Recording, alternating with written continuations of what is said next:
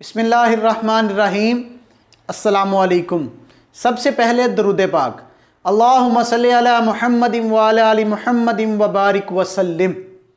ہمارا آج کا موضوع ہے مرنے کے بعد۔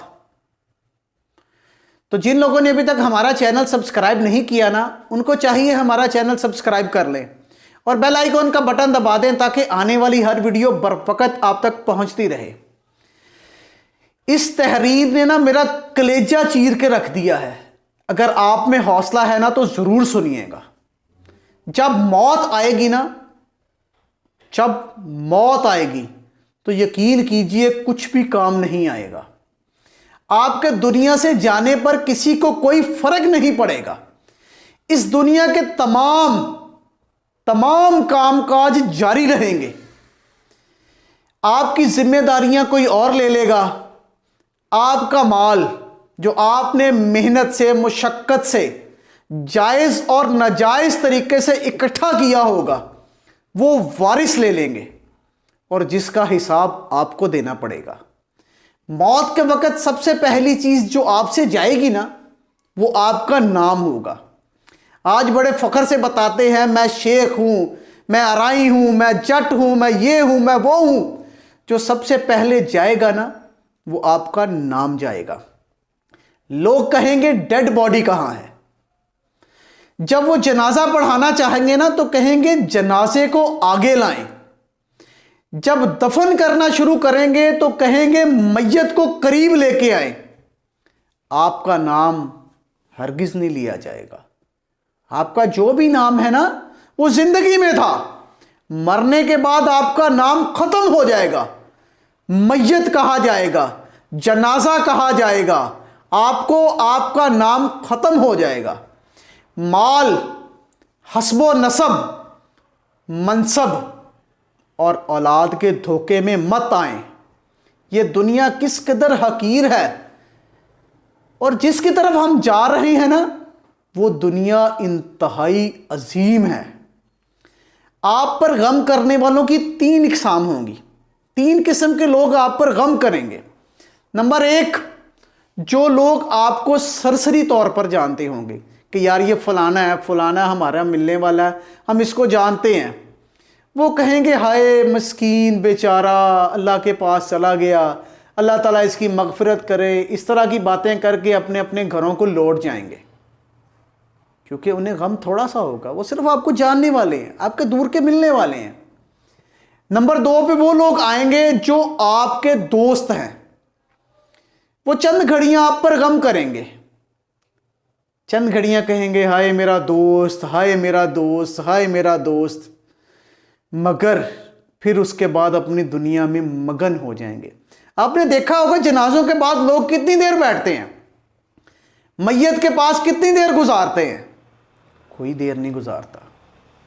نمبر 3 پہ وہ لوگ آئیں گے جو آپ کے گھر والے ہوں گے۔ آپ کی بیوی، آپ کا شوہر، آپ کی ماں، آپ کی بہن، آپ کے بھائی، آپ کے عزیز رشتہ دار، انتہائی قریبی، وہ ہوں گے نا، ان کا غم تھوڑا سا گہرا ہوگا۔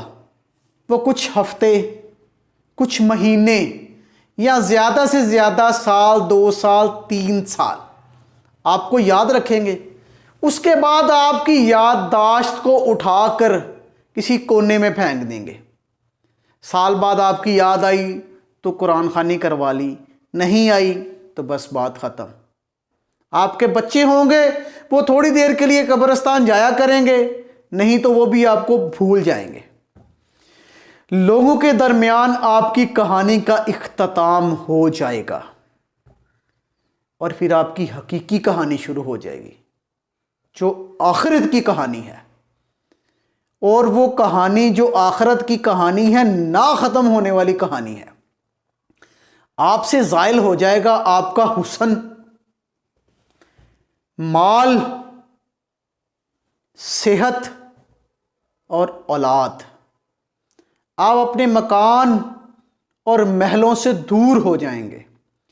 شوہر بیوی سے، بیوی شوہر سے دور ہو جائے گی، ماں بیٹے سے، بیٹا ماں سے، بیٹی ماں سے، ماں بیٹی سے، اور تمام آپس میں جو رشتے ہیں نا وہ ختم ہو جائیں گے۔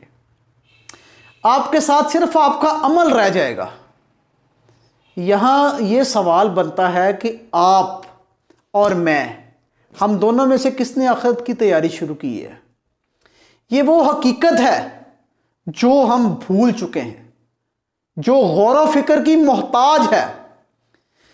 اس لیے آپ اس کی طرف توجہ کریں، اور مجھے بھی اس کی طرف توجہ کی نہایت اشد ضرورت ہے۔